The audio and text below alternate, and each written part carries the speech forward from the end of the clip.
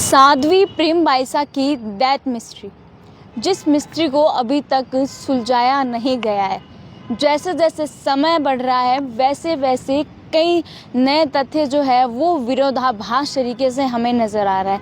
वहाँ 6 दिन बीत चुके हैं और अभी तक कोई किसी प्रकार की जांच में कोई बड़ा खुलासा वो नहीं हुआ है कि आखिर साध्वी प्रेम बाईसा की मौत कैसे हुई थी। वही इस जांच के दौरान कई विरोधाभास तथ्य वो भी हमें सुनने और देखने को भी मिले थे, जहां हमने आपको साध्वी प्रेम बाईसा की डेथ मिस्ट्री की पूरी अपडेट आपको दिखाई। जहां आप भी जानते हैं कि नए नए जैसे जैसे जांच के पहलू बढ़ रहे थे वैसे वैसे नए पहलू सामने आ रहे थे। जहां पहले एक इंजेक्शन लगने से साध्वी प्रेम बाईसा की मौत हुई, लेकिन जांच के दौरान ये भी सामने आया कि साध्वी प्रेम बाईसा की 2 इंजेक्शन लगने से मौत हुई थी। तो ज़रा पूरी डेथ मिस्ट्री जो है वो हम आपको शुरुआत से शुरुआत बताते हैं, क्योंकि जहाँ जहाँ साध्वी प्रेम बाईसा के पिता विरमनाथ के बयान आए, वहीं पिता विरमनाथ के बयानों के आधार पर उनके विरोधाभास बयान सामने आए।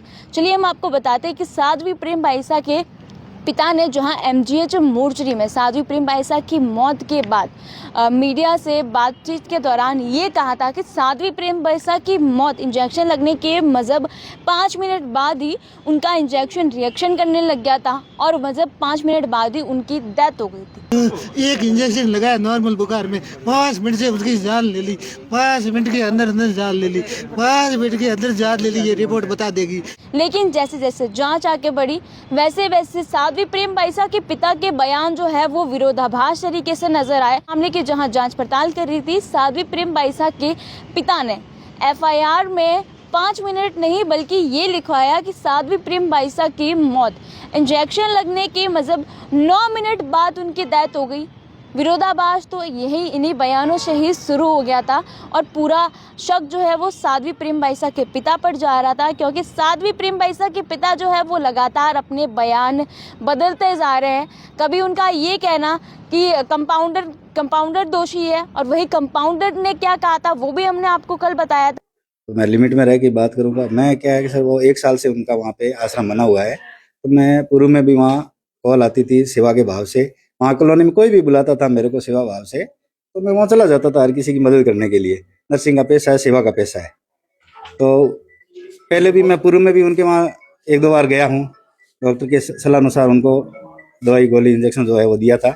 उसी दिन भी मेरे पास कॉल आया था, पहले 12 बजे कॉल आया था, फिर 5 बजे करीब कॉल आया था। तो गया मैं उनके पूर्व में जो इंजेक्शन डॉक्टर किसी सलाह अनुसार दिया वो इंजेक्शन लगाया और इंजेक्शन लगा के मैं तो वापस आ गया था। और बाद में जो घटनाक्रम हुआ था, कंपाउंडर का ये कहना है कि मैं निर्दोष हूँ, क्योंकि साध्वी प्रेम बाईसा का इलाज लंबे समय से मैं कर रहा हूँ, आज तक कभी ऐसी कोई घटना नहीं हुई। फिर अचानक से साध्वी प्रेम बाईसा की एक इंजेक्शन लगने से कैसे मौत हो सकती है। वही साध्वी प्रेम बाईसा के पिता को ये तक नहीं पता था कि साध्वी प्रेम बाईसा को अस्थमा की भी बीमारी है। वहीं जब पुलिस ने जाँच पड़ताल के दौरान इंजेक्शन में एक अस्थमा का इंजेक्शन भी लगाने को ये भी बताया गया।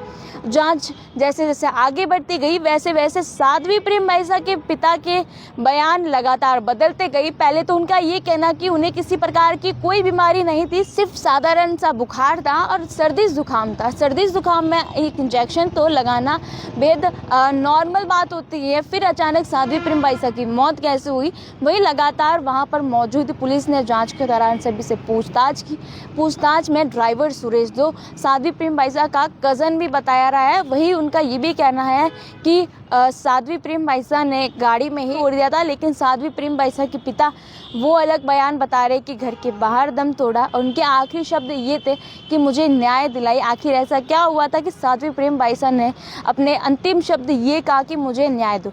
और वैसे वैसे जांच जैसे जैसे समय आगे बढ़ा ही पुलिस विभाग ने इस पूरे मामले को जांच पड़ताल के लिए एसआईटी टीम गठित की। वहीं एसआईटी टीम में एसीपी छवि शर्मा जो है वो इसमें प्रमुख नियुक्त की गई थी और इस पूरे मामले की गंभीरता से जांच पड़ताल की गई थी।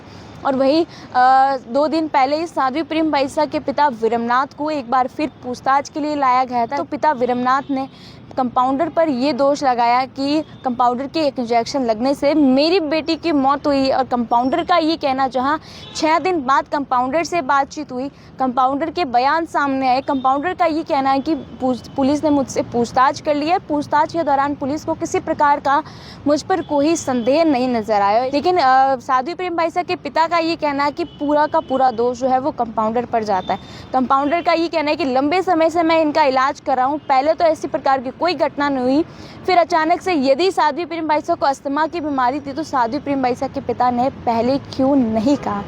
ये सारे बयान जो है, इनके मामा जी के भी बयान आए, उनके कज़न के बयान है, घर में रहने वाले खाना जो बनाती है उनके भी बयान आए। पुलिस ने पूरे जब जांच पड़ताल की तब पुलिस पूरे असमंजस्य में पड़ गई कि आखिर जैसे जैसे जांच पड़ रही है वैसे वैसे सवालों के घेर जो है वो विरोधाभास आखिर क्यों नज़र आ रहे हैं। क्यों साध्वी प्रेम बाइसा के पिता विरमनाथ अलग अलग बयान दे रहे। जांच पड़ताल में जहां पहली जांच पड़ताल होती तब अलग बयान आते, दूसरी जांच पड़ताल होती जब दूसरे बयान आते। वही सूत्रों के हवाले से यही भी बताया गया है साध्वी प्रेम बाइसा के पिता को आज एक बार फिर जोधपुर लाया जाएगा, जहां उनसे एक बार फिर पूछताछ होगी। आखिर बार बार उनको यहाँ लाना, बार बार उन पर ये संदेह होना, क्या कोई बड़ा खुलासा होने की संभावना बताई जा रही है? क्या साध्वी प्रेम बाइसा की मौत कोई साधारण मौत थी या एक कोई रची रचाई साजिश थी? ये तो आने वाला समय ही बताएगा, और वही समय नहीं बल्कि एफएसएल रिपोर्ट बताएगी, जहां पोस्टमार्टम की रिपोर्ट डॉक्टर्स ने सार्वजनिक करने को मना कर दिया है। और एफएसएल की रिपोर्ट को अब सबका इंतज़ार है कि एफएसएल की रिपोर्ट में ऐसा क्या आएगा। क्या साध्वी प्रेम बाइसा की मौत की जो डेथ मिस्ट्री जो उलझती हुई नज़र आ रही है, तकरीबन 6 दिन बीत चुके हैं, 7वां दिन चल रहा है और इनकी डेथ मिस्ट्री आए दिन उलझती हुई नज़र आ रही है। क्या इस एफएसएल की रिपोर्ट के बाद ये डेथ मिस्ट्री सुलझेगी या ये मामला जो है और लंबे समय से चलता रहेगा? और वहीं यदि साध्वी प्रेम बाइसा की कोई रची रचाई साजिश की मौत थी तो पुलिस का ये कहना है कि उस दोषी को बख्शा नहीं जाएगा, उस पर कड़ी से कड़ी कार्रवाई भी होगी। अब आने वाला समय बताएगा कि साध्वी प्रेम बाइसा की मौत कैसे हुई। तो देखिए, इसमें आप क्या कहेंगे, आपको किस पर कितना संदेह है वो मैं ज़रूर बताइएगा। और ऐसे ही तमाम प्रकार की अपडेट्स के लिए द खटक के साथ जुड़े रहिए।